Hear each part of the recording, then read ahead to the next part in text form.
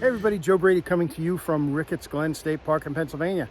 We've been spending the past couple of days photographing waterfalls, and the sun has been out, which actually can make it a bit of a challenge because when the sun hits the water, it makes it very bright, but it's critical you maintain those highlights. What happens when you're bringing in the software, however, is, well, all your shadows look really too dark. Also, the color temperatures have a tendency to go off as well. So I had some requests from some of the people here on our workshop to fix that. So let's do it. I'm going to start in Lightroom. Maybe or maybe not go into Photoshop. Not sure. Let's see where it takes us, and I'll see you at the end. Let's take a look at what happens when you protect the highlights for your waterfall shots, and also when you don't protect your highlights. And here's an image that is overexposed. If we look down in here, take a look underneath the histogram up here, you'll see 100, 100, 100.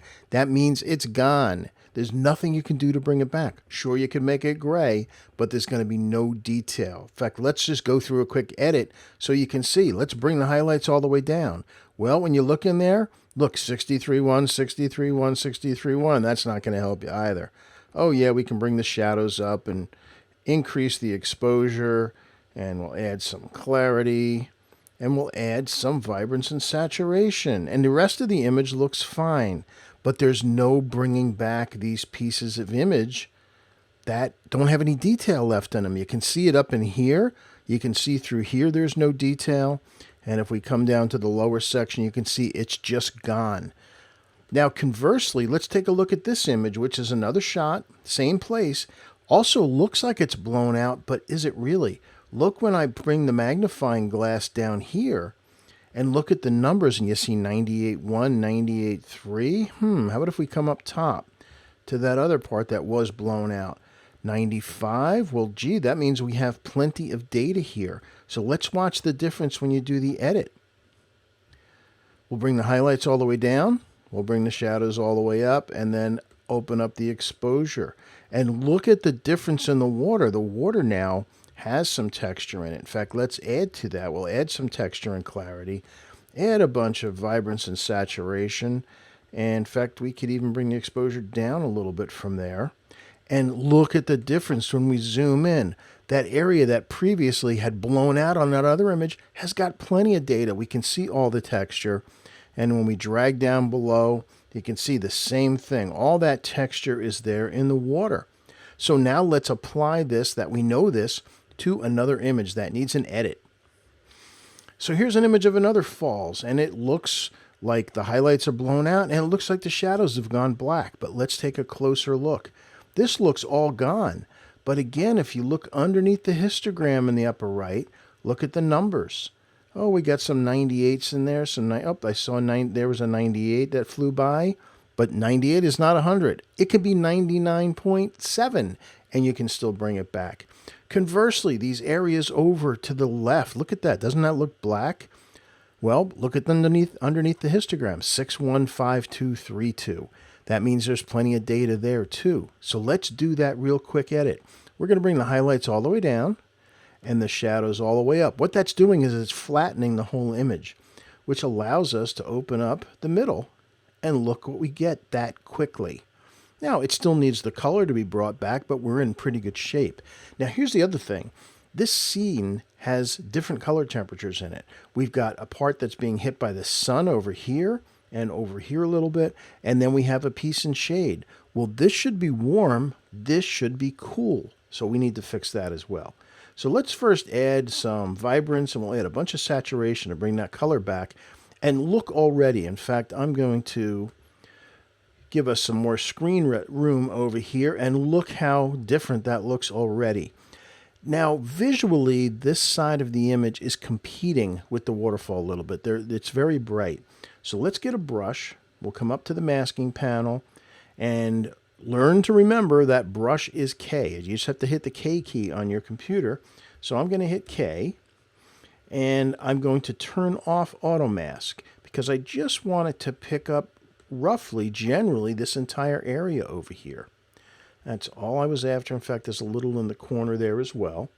And let's add some warmth to it. So I'm going to push that over to the yellow, and notice it gets warmer. I'm also going to darken it a bit. So let's bring the exposure down. I don't want to make it dark. I just want to make it darker than the waterfall itself so that your eye doesn't go to it. And as I'm looking to it now, it's looking maybe a little too saturated. So let's bring the saturation down just a smidge over there. Good, because we don't want that to be the focal point. Now, I mentioned the middle. Well, it needs to be a little bit bluer. So let's just hit K again. That gives us another big brush.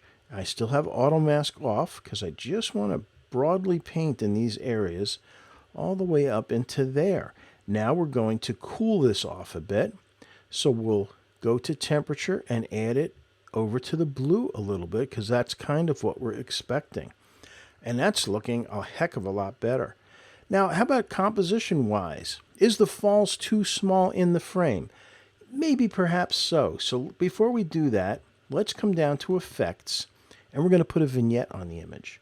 And I could bring it all the way, and you see that's how it would vignette. Actually, in this case, I think that shape of vignette's going to work. Let's just back it off. And I think, 12 to 14. Now, there's 13. We'll split the difference. Now, it doesn't really even look like I did anything. But if I turn on this button right here, this turns off the effect of the vignette, and you can see the difference. So you can see it is darkening the corners subtly, and that draws you back into the middle of the image. What else do we want to do? Well, we want to help the viewer get to the waterfall. So we're going to hit K again. We're going to add another brush, and we're going to start kind of left to middle and then come up through the center of the image, and we're going to include here. In fact, I'm going to even include these rocks here, and we're going to bring the exposure up again. So let's bring that up. Not a lot. In fact, I might even bring the highlights down a little, but let's open up the middle, where that's what the exposure slider does. And what that does is it's just lightened up the entire middle of the image. That helps the viewer get to it. So let's hit done with that. Let's take a look at the cropping. Maybe a little bit too much on the left. Let's find out. I'm going to create two virtual copies, which is Command apostrophe, or you can come up to Photo, Create Virtual Copy, Command or Control on a Windows machine. So I'm going to hit Command apostrophe twice. Actually, I'm going to do it 3 times because I'm going to take our first one that we started working on, and I'm going to reset it so that we can see how far we've come. And when you consider that's what we started with, and that's where we are now, well, quite a difference. However, let's try a different crop. So let's choose another one, and we're going to click on the cropping tool. And you can see how I had already rotated and cropped when I started. Let's bring a little off the top, a little off the bottom, maybe make it a little more panoramic, and I'm going to bring it in from the left as well. But I don't want this falls to be dead center, so now I'm going to bring it in from the right, something like that. By cutting out some of the foreground and the sides, we're now making the falls bigger in the frame. It's going to make the falls look bigger. So if we do that, yeah, I think I like that. I think I like that a little better than here's the full scene, and here is our scene cropped in a little bit. And what's really cool is that our vignette followed us. We turn the vignette on and off. You can see that's the great thing about doing vignettes in Lightroom. It follows your crops. Just for giggles, let's try something different. Let's try another crop.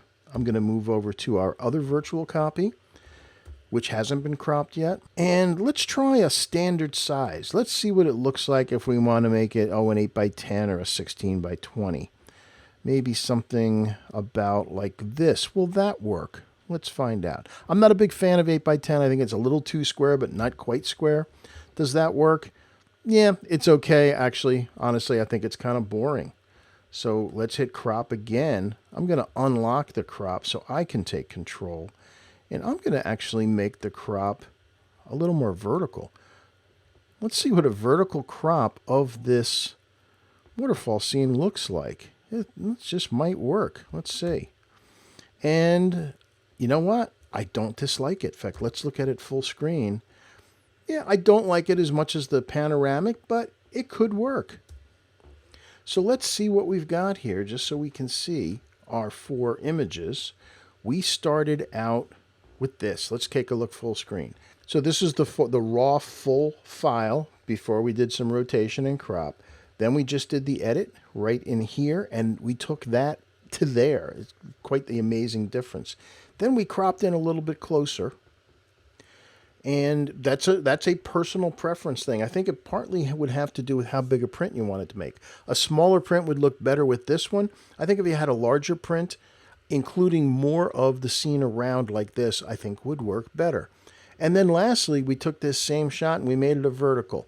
Don't like it as well, but it's certainly an option. So there you have it. That's what you can do if you protect those highlights. They are so critical to your image of your waterfalls that if they're not protected and you just have this white solid thing in your image, it's just simply not going to work and there's no bringing it back. So there's the answer. Protect the highlights. Don't concern yourself when it looks like this on the back of the camera. Know that if you protected those highlights just with a handful of sliders and maybe a little bit of brush work with light and color, and you can convert a disappointing looking raw file like this into a finished image like that. So that's a demonstration with Adobe Lightroom Classic CC showing what you can do if you protect those highlights in your waterfall shots. So there you have it, our edit of one of the waterfalls at Ricketts Glen State Park. Hope you enjoyed that and hope to see you online again soon. Bye-bye.